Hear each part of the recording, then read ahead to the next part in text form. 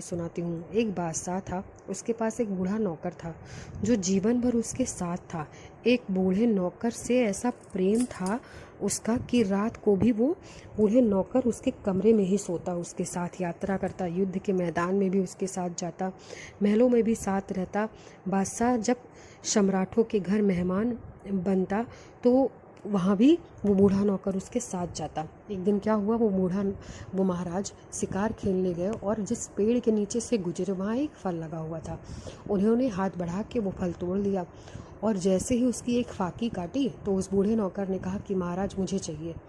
उसने एक फाकी उसको दे दी खाने के लिए, फिर जैसे दूसरा काटा उसने दूसरा मांग लिया। ऐसे ऐसे करके उसने सारे फल का सारा हिस्सा उसने खा लिया और जब आखिरी बचा तो वो भी मांगने लगा नौकर कि महाराज ये भी मुझे चाहिए, ये बहुत स्वादिष्ट है और मैं ही इसे खाऊंगा, आपको नहीं दूंगा।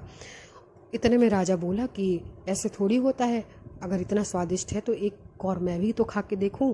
इतने में बूढ़े की आंख में आंसू आ गए और वो कहने लगा कि नहीं महाराज ये मुझे दे दीजिए।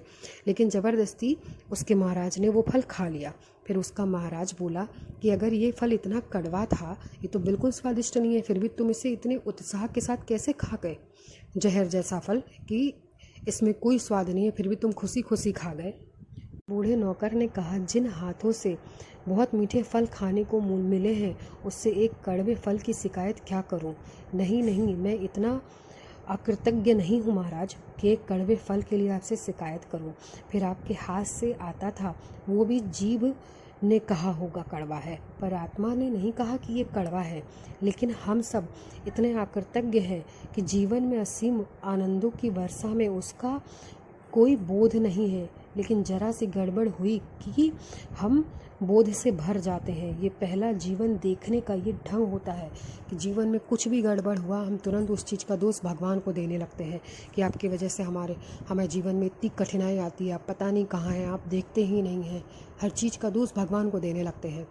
चाहे भगवान हमको जीवन में कितना कुछ दे रखा हो, ये 2 हाथ 2 पैर, हर दिन एक नया दिन जो हमें दिखाई ही नहीं देता है कि ऊपर वाला हमको कितना देता है, पर अगर जीवन में एक छोटी सी गड़बड़ हो गई तो उस चीज़ का दोष हम परमात्मा पे डाल देते हैं। मिल रहा है जो मिलता रहा है, जो बरस रहा है 24 घंटे उस असीम आनंद की राशि के लिए भाव, प्रशंसा, अनुग्रह, कृतज्ञता, यह हम उत्साहित हो और आनंदित हो सकें तो हो, और अपना आभार व्यक्त करें परमात्मा को कि आपने जो दिया है वो बहुत भरपूर दिया है।